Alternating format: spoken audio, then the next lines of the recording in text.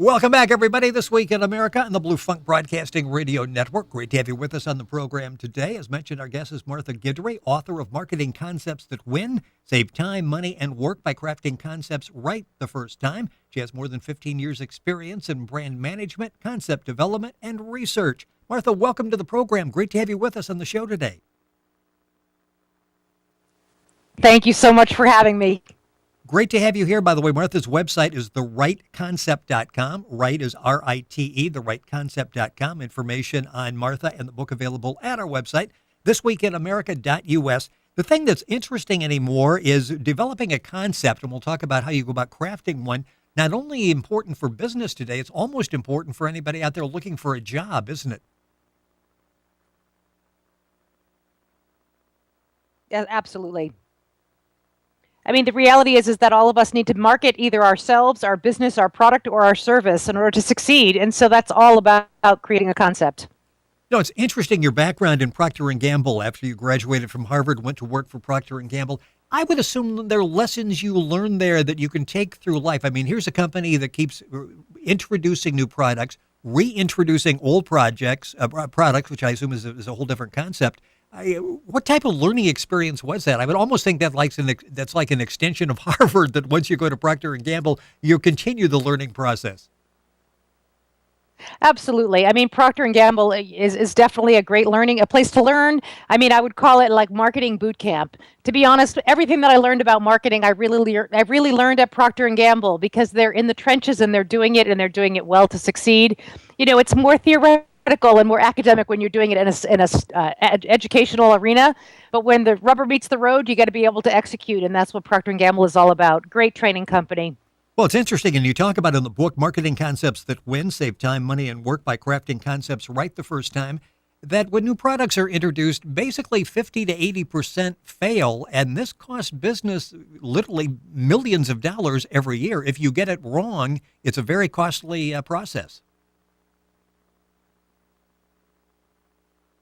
Oh, for sure. And I mean, again, there's a lot of reasons why something might fail when you launch it. It's not just the concept, but the concept is at the root of all of your communications. Doesn't matter how you're communicating, whether it's on a package, whether it's in an ad, whether it's in social media.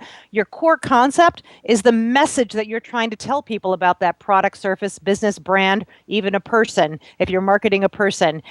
So without that, everything else that you spend is going to be a flop. So that's why you need to get the concept right the first time. Well, you talk about the core idea or the core concept and then a positioning concept. Explain the two and how they work together.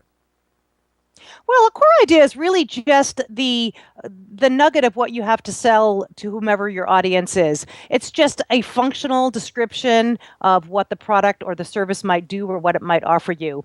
In contrast, a positioning concept is about owning a piece of space in the marketplace, understanding your target audience, understanding the competitive set that's there and where the other products compete, and then finding a spot that's unique and ownable. And that's what positioning is all about. Finding white space in a crowded marketplace. You're finding a position. That's why it's called positioning. I'd like to talk about some actual cases out there. One that I find interesting, Red Bull. That was their 2012 marketing event. Featured the man jumping from Earth to space. Everybody watched it. Everybody talked about it. Yet when you analyze it, what did it really do for Red Bull? Because people weren't talking about the Red Bull jump. They were talking about this guy, or other terms, that was jumping from outer space back to Earth. From a marketing standpoint, did that justify the cost? Well, in all fairness, most companies like getting some publicity, and that was definitely a publicity stunt, yes, no less. But I don't really think that they did anything to reinforce the brand. Normally, if you want someone to remember your brand, you need to do something that's closely linked or somehow ties into what that brand or the brand stands for.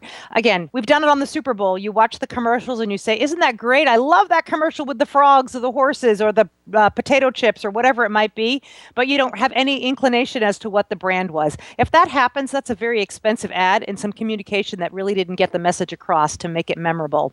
So I would say it was probably a better publicity stunt than it was anything to do to build the brand or to enhance the concept. When you Did you buy more Red Bull?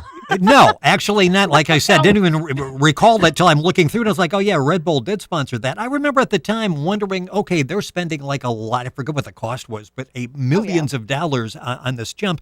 And then you think, what would happen if it wouldn't have made it? When you're doing basically, it's like the old Evel Knievel jumps that people would sponsor. You either make it or you don't make it. What would have been the backlash if somebody would have said Red Bull killed this guy? That's a little harsh, but that would be a little harsh. Exactly, I agree. But again, they probably wouldn't have. They probably wouldn't have spent much time marketing that for moving forward. But again, yeah, I mean, there's always a risk when you try to do something that's really bold and out there. There's a risk of failure. Another great example: when Snapple was going to introduce some popsicles, they made this giant popsicle, like 20 feet tall, 25 feet tall, and brought it into Manhattan. They didn't plan on it being 85 degrees, and the darn thing melted and nearly flooded out Union Square. They had to bring the fire department in to wash all the sludge out of the place. So sometimes if you don't think about all the other consequences that may happen, it may not be the best event for you. Now, how does something like that happen? Don't you run these through different scenarios that like, okay, what if this happens? What if this happens? When something like that, it's like, wow, it's sort of a head scratcher that nobody thought about that. Yeah, the popsicle one in particular is a real head scratcher for me. But you know what? I think sometimes you get all excited about what you can do and what the possibilities are, and sometimes the little nuances, like, oh, it might be 90 degrees out, they get forgotten. But again, like when you think about New Coke, I mean, Coca-Cola is filled with really smart people, and when they introduced New Coke, it was a blooming disaster, and they had spent millions on research and all that kind of stuff. Sometimes you get so engrossed and enamored by whatever it is you're doing, you might actually forget what you stand for, and that's what happened with Coke. And you might forget, what are the things we need to really remember here that could go wrong. Well, if you're running a business out there, it's where you keep people like Martha in mind. Martha Guidry, our guest on the program tonight. Marketing concepts that win, save time, money, and work by crafting concepts right the first time. I would assume it's really beneficial when you walk into a client and they're presenting things to you. It's a brand new set of eyes and ears and a whole new perspective. Like you said, they get caught up. They feed off of each other. This is the greatest idea in the world. It takes someone from the outside to come in and take a rather critical look at that to make sure it actually stands up. That is absolutely true. I always give the example of a client I worked with that was on the mascara business, and they would spend, 60 hours a week thinking about mascara. And I know you're not a woman, but the typical woman might spend about 30 seconds putting mascara on, 60 seconds tops. And I mean, that's a very different perspective when you think about it from the consumer standpoint. I have a 60-second interaction with this product, yet the people that are trying to market it spend 60 hours on it. You have to remember who that consumer is, who is your target audience, and what is their experience with your product. I want to go back to what you were talking about with the Super Bowl, and I see that often where a commercial's on, it's cute, it's poignant, maybe it's funny, and when it's over, I'm like, I don't even remember who actually paid for that spot, what they actually were selling. Do we sometimes outthink ourselves and try to be cute rather than just get to the point and sell a particular product? I think that's true. However, the good news is for some of those campaigns is things like social media and YouTube have done wonders for that, because it used to be you'd watch a Super Bowl ad once and you're like, oh yeah, the bullfrogs, and then you forgot about what it was. At least nowadays that stuff can get recycled and rehashed and people can look at it over and over again. So you probably get a little bit more bang for your Super Bowl buck.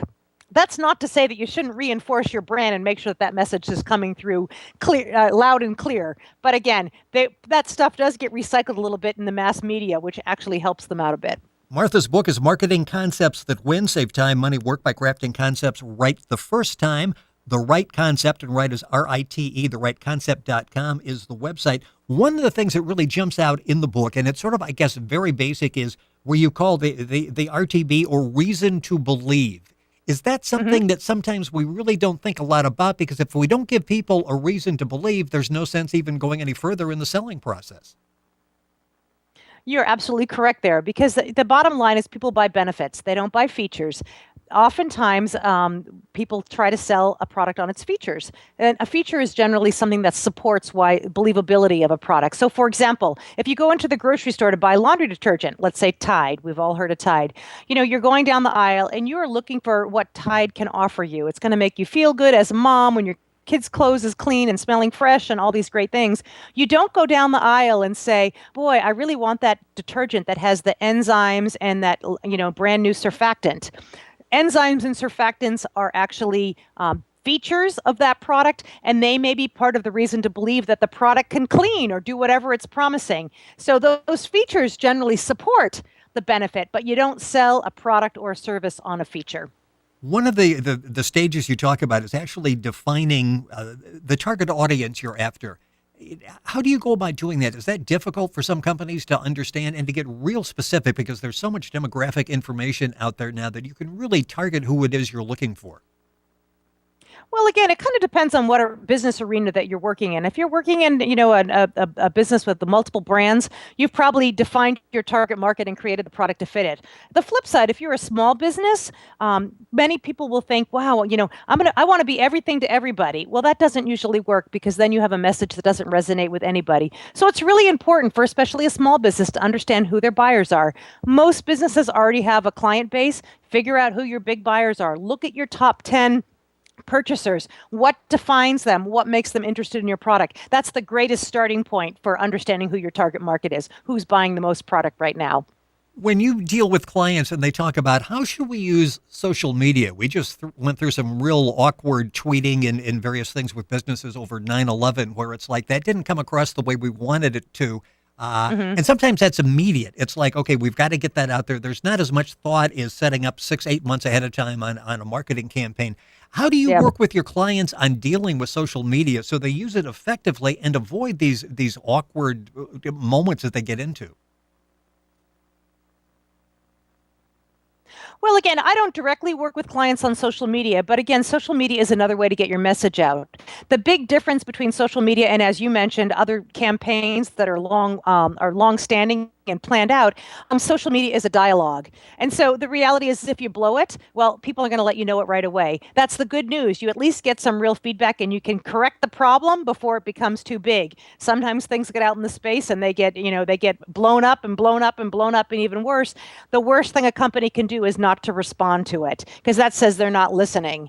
They're making social media a one-way conversation. The beauty of social media and the death of it and the Achilles heel is that it's a two-way conversation. Martha Guidry, our guest on the program. Marketing concepts that win. Save time, money, and work by crafting concepts right the first time. The website is the Rite, R-I-T-E, concept.com. Of course, information at our website, thisweekinamerica.us. You touch on there the celebrity endorsement. And, as you watch that, you sort of go through, okay, is that really doing the celebrity more good than it is the product? And I read that a couple of companies decided we're just going to use like real people rather than celebrities and not have to pay all that money in the future. Mm-hmm. How difficult is it determining, will a celebrity actually advance the product or actually maybe take some of the spotlight away from the product? Well, again, you need to make sure that celebrity, their value structure, what they stand for in the consumer's mind is consistent with your brand. So that, of course, is part of the challenge. I think the bigger challenge with celebrities, other than being the enormous price, is that you cannot predict. Let's look at Tiger Woods. You cannot just predict. Thinking about that, yes. Yeah. You cannot predict. Michael Jackson, he had his ups and downs in terms of what he stood for and how odd he was at certain points in time. Look at Paula Deen. You know what? She was the cat's meow, and then suddenly everything came crashing down. So, tying your chain to a celebrity can bring great accolades to your business, but you have to remember that your brand could go right down the tubes when they make a wrong step. Got a couple minutes left in the program. You also talk in detail in the book about soliciting target audience feedback. How do you go about doing that, and how valuable is that? I'm sure, and I say that because I'm sure their products have failed that went through extensive, audience targeting. Absolutely. Well, and to be fair, you can get all the great feedback and have everything go right, and then you do the wrong media plan or the wrong advertisement that doesn't resonate. There's a lot of things can go wrong after you get a concept, but the reality is that and now I lost my train of thought. What was the question? Let me go back to the audience, targeting audience feedback. There we go. Oh yeah, audience feedback. Good thing we have editing. Yes.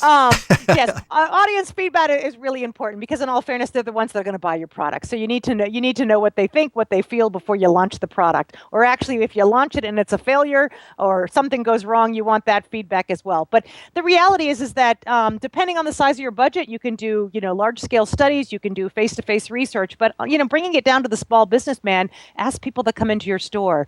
Do a small survey. Have a if you own a restaurant, walk around the tables and ask people what they think of the menu. Research is not that hard. It just depends on what your budget is, and you have to be willing to take the feedback, the good and the bad. Oftentimes people want to go to research and hear what they want to hear, and they need to hear what they need to hear.